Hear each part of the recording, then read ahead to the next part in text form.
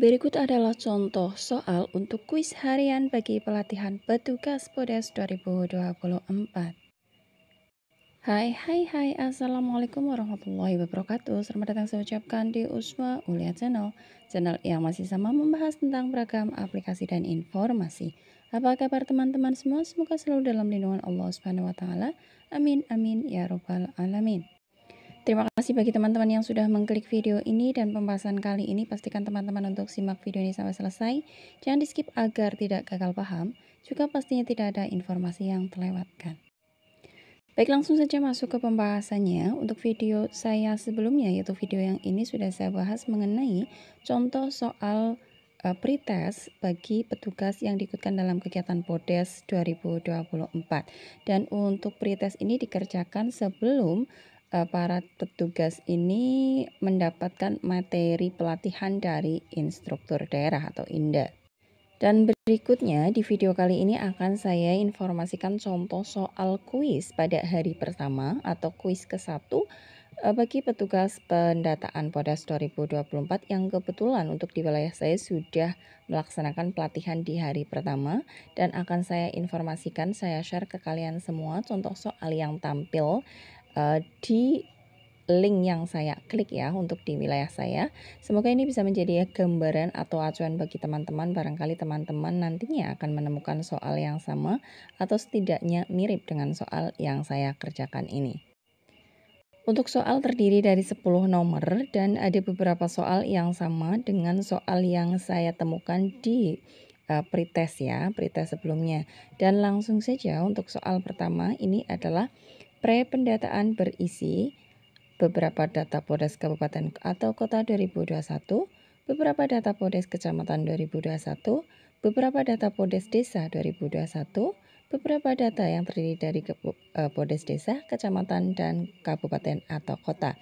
Dan berdasarkan informasi yang saya terima, sesudah saya menerima materi, untuk pilihan yang sesuai adalah pilihan yang ketiga, yaitu beberapa data Podes Desa 2021. Soal berikutnya, jika di bawah suatu desa terdapat SLS dengan tingkatan RW dan di bawah masing-masing RW terbagi dalam RT, maka cakupan identifikasi SLS yang dilakukan adalah seluruh wilayah RT di setiap RW yang ada di bawah desa, wilayah desa saja, wilayah RT di sebagian RW saja, wilayah tingkatan RW saja. Dan ini juga sama soalnya ada juga di soal pretest, dan pilihan yang saya pilih adalah yang pilihan pertama, yaitu seluruh wilayah RT di setiap RW yang ada di bawah desa.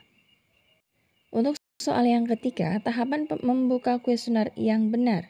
Pilihan yang pertama, pilih survei, pilih periode, pilih wilayah, pilih assignment, tap tombol aksi, dan pilih buka.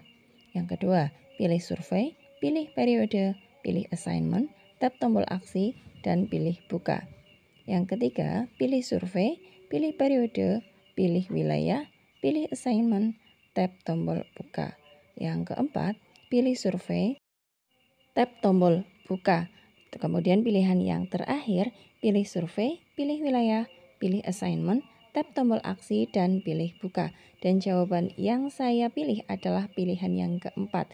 Mohon dikoreksi apabila ada kekeliruan ya. Soal berikutnya, peta desa atau kelurahan yang dicatat pada R304 desa adalah, ini setelah saya lihat di kuesioner ternyata ini kemungkinan salah ketik ya. Sebenarnya untuk yang ditanyakan tentang peta desa atau kelurahan yang dicatat itu di rincian 302 desa. Jadi kemungkinan yang dimaksud adalah R302. Pilihan yang pertama adalah peta kecamatan, rancangan sketsa peta, peta desa berbentuk peta satelit dilengkapi legalisir, peta WA atau wilayah administrasi dari BPS. Dan untuk yang diminta pada R302 desa berdasarkan materi yang sudah saya terima, yaitu pilihan yang ketiga, peta desa berbentuk peta satelit dilengkapi legalisir. Soal yang berikutnya, proses dalam penggunaan fasih mobile berikut ini yang dapat dilakukan secara offline, yaitu approval, sinkronisasi, input data, update template, dan assignment. Ini yang dapat dilakukan secara offline. Pilihan yang saya pilih adalah input data. Ini sudah saya sampaikan juga di video tentang contoh soal pretest ya. Kebetulan untuk soal ini ada di soal pretest juga. Berikut ini merupakan tujuan PODES 2024, kecuali ini juga ada di soal pretest, hanya saja untuk pilihan atau opsi pilihannya itu ditukar ya. Yang tadinya pilihan ke pertama jadi ke berapa, jadi diacak istilahnya seperti itu. Untuk yang di sini di soal kuis, pilihan yang pertama sebagai sarana untuk updating master file desa atau MFD, menyediakan data bagi keperluan klasifikasi tipologi desa, menyediakan data yang dapat mendukung perencanaan kegiatan sensus pertanian, menyediakan data yang dapat mendukung perencanaan kegiatan sensus ekonomi 2026. Karena ini pertanyaan ada kecuali, maka yang tidak termasuk tujuan dari PODES 2024, pilihan yang saya pilih adalah yang ketiga. Karena memang untuk PODES 2024 ini lebih tepatnya yaitu untuk mendukung perencanaan kegiatan sensus ekonomi ya, bukan sensus pertanian. Soal berikutnya, lahan non-pertanian yang luasnya dicatat dalam pendataan PODES adalah sebagai berikut. Kecuali di sini ditanyakan adalah non-pertanian. Yang pertama, puskesmas itu termasuk lahan non-pertanian, berarti betul karena yang ditanyakan adalah kecuali ya. Kemudian lapangan juga non-pertanian, kolam ikan, dan perumahan, dan yang saya pilih adalah kolam ikan. Kenapa kolam ikan? Karena kolam ikan masuk dalam lahan pertanian tetapi non sawah ya. Jadi ini lahan non pertanian tapi kecuali, berarti yang lahan pertanian adalah kolam ikan. Selama pelaksanaan pendataan PODES, jika PCL menemukan kecamatan atau desa baru yang belum ada dalam master PODES yang menjadi wilayah tugasnya, tindakan apa yang tidak perlu dilakukan oleh PCL? Tindakan yang tidak perlu ya. Pilihan pertama, melakukan geotagging pada fasih mobile di wilayah kecamatan atau desa baru yang belum ada dalam master PODES wilayah tugasnya. Mencatat informasi kecamatan atau desa baru dalam daftar identifikasi kecamatan baru atau daftar identifikasi desa atau kelurahan baru dengan narasumber dari kantor kecamatan atau kantor desa atau kelurahan.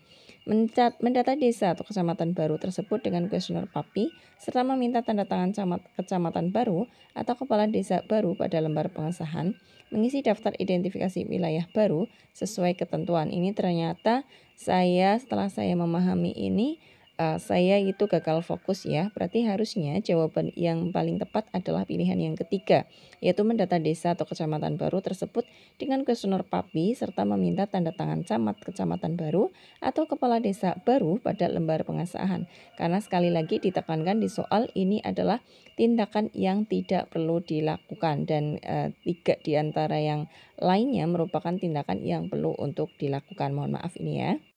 Soal berikutnya, berikut buku pedoman yang menjadi acuan bagi PCL PODES, kecuali ini sama muncul juga di pretest karena yang ditanyakan adalah buku acuan PCL, maka yang tidak termasuk adalah pilihan yang pertama, yaitu buku pedoman pengawas, pemeriksa dan monitoring PODES 2024.